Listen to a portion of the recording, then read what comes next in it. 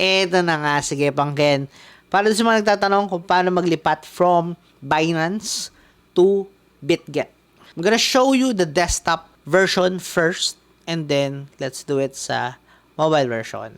There's few things that you need to know by the way. Gumagana ba yung app ngayon sa desktop or dun sa website nila is down na yung Binance ngayon. Pero we have two options on how we can access the website para magawa nyo siya sa website kung gusto nyo gawin sa website at hindi sa phone or at hindi sa application. So, by the way, if bago ka pa lang dito, my name is Cryptito and in this channel, nagtuturo ako ng anything that I know about crypto, trading, Web3, NFT. Also, nag-share din naman ng reviews ko about tech, food, travel, especially soon. Abangan nyo yan. Make sure to subscribe if gusto mo yung mga topic na yon and make sure to click the bell notifications icon para updated ka every time na may bago akong upload. Alright, so since nakabad na ngayon, as of this moment, si Binance sa lahat ng service provider is para ma-access natin yung desktop version or yung website ni Binance is we have two options. One is gagamit tayo ng VPN. In my case, I'm using ExpressVPN. So, how can I show you that? So, ito. Pakita ko muna sa inyo ExpressVPN. Alright? So, this ExpressVPN, yan. Meron kayong 30 days risk-free na libre. Okay? To sign up on ExpressVPN, nandiyan yung sign up link sa baba. Meron akong referral link dyan. Mangyari niyan is meron kang 30 days free, meron din akong 30 days free. Right? So, win-win, 'di ba? So, gamitin mo na 'yan kung mag-VPN ka. Okay. Second option is ito nakita ko kay Ellie. Ellie is an IT consultant. Ito si Elijah Rabadon. Yan. So, meron siyang shinare. Thank you very much, by the way, brother. Yan. So, meron siyang shinare na kung gusto mo ma-access pa rin yung website, let's say, yun nga, hindi ka pa nakapag-cash out, pwede mong i-change yung DNS mo sa PC, okay, to 1.1.1.1. If you don't know how to do that on your PC, kasi I'm using Mac, syempre, Google mo na lang how to change DNS on Mac. Meron naman tutorial dito si Apple Support. So, all you need to follow is this one. Yan. So, ginawa ko yan kanina. Gumana naman. So, this is a good option. For Windows PC, I'm not sure. Pero, sige, hanapin na rin natin.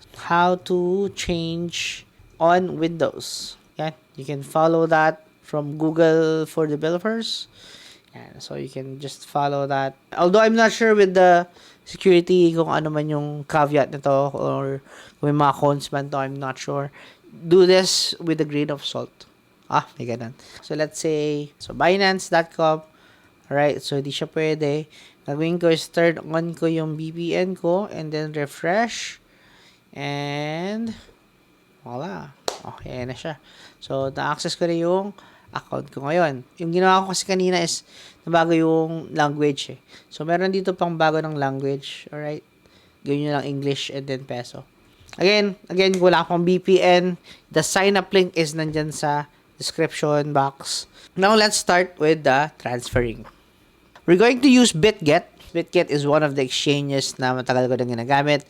Been partnered with them then since, I don't know, 2 years na ata. Yan. So, hindi na tayo focus sa in-depth introduction about BitGet.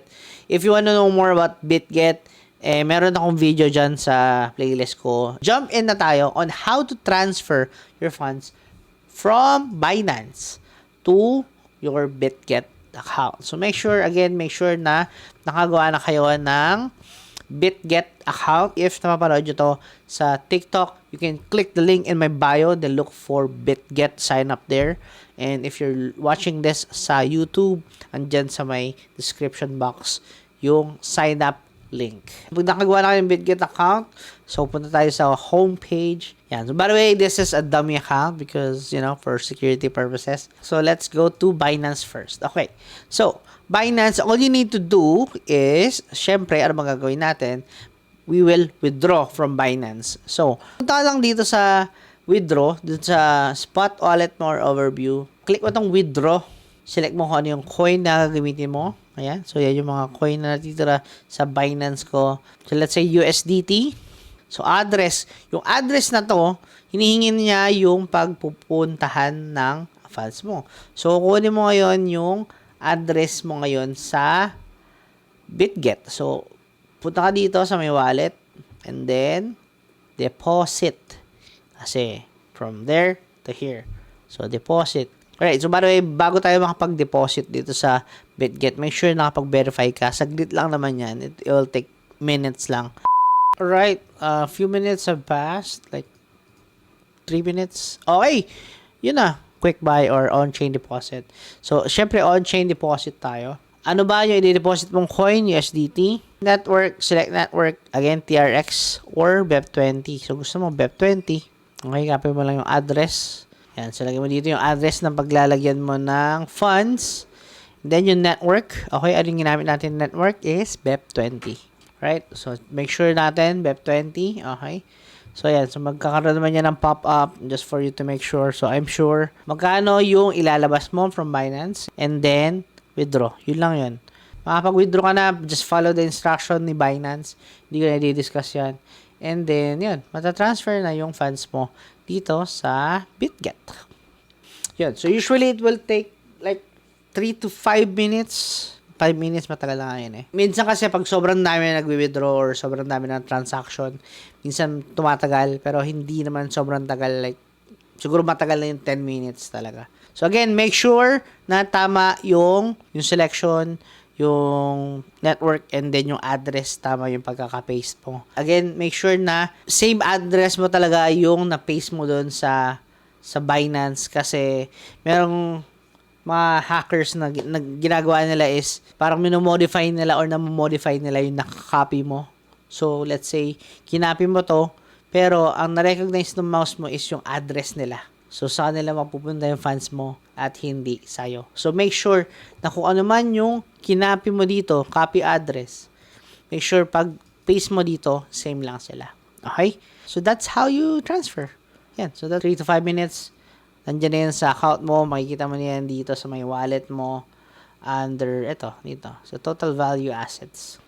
So, ngayon naman, ang gagawin naman natin is mobile version. So, let me connect my phone to my screen.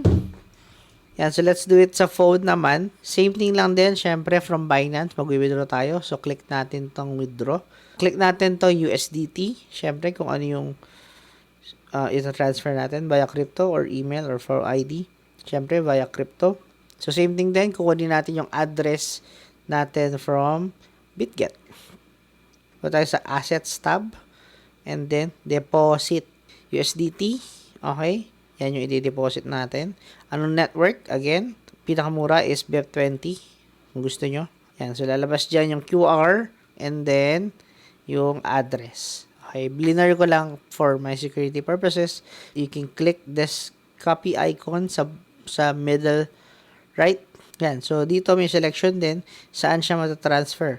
So, gusto mo ba sa spot, sa funding account mo, or sa USDTM? So, let's use spot na lang para mas mabilis. Then, yan, ipapaste mo siya dito sa may address here. And then, kung anong network, again, ginamit natin kanina is BEP20. Kung magkano, same lang din. Pwede mong ilagay kung magkano. Nakita mo, withdrawal must be at least 0.35 USDT. So, yun yung minimum niya.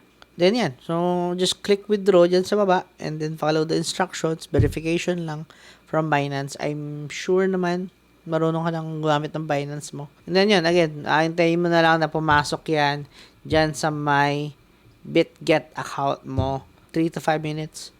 Andyan yan. Then you can start trading with BitGet. Alright, so that is it, I think. So if you want to learn more about how to navigate or how to use BitGet and anything about crypto and blockchain and especially trading, let me know dyan sa comment section. Gawin natin ng video yan. And again, kung hindi ka pa naka-follow, hindi ka pa naka-subscribe, make sure to subscribe na and hit the bell notification icon para updated ka every time na mag-upload ako. Alright? So, yeah, that's it for now and talk to you soon.